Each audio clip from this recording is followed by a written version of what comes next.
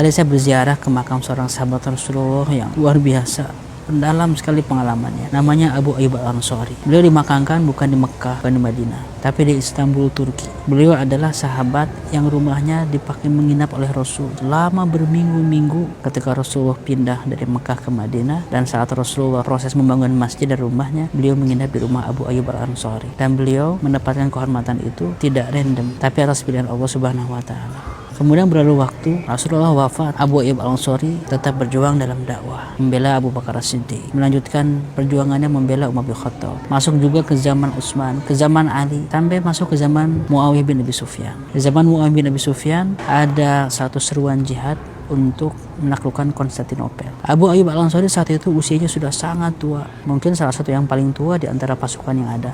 Tapi beliau paling mulia, sahabat Rasulullah, sahabat senior.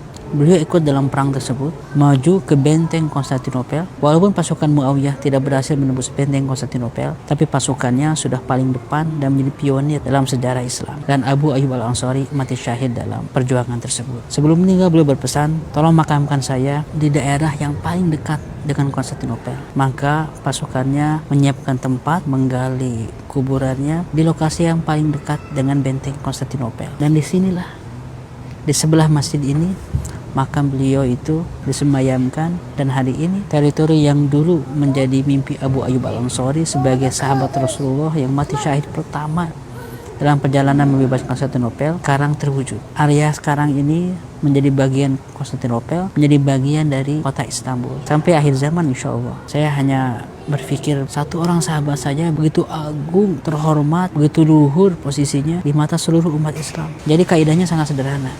Semakin kita dekat dengan Rasulullah SAW dan semakin kita menjadi pejuang yang memperjuangkan misi-misi Rasulullah, semakin mulia hidup kita. Bagi seorang muslim, nilai kita tidak diukur oleh capaian-capaian finansial, capaian-capaian akademis, tapi nilai hidup kita diukur oleh kontribusi yang kita berikan untuk menyumbang bagi peradaban Islam yang sudah dicita-citakan oleh Rasulullah SAW.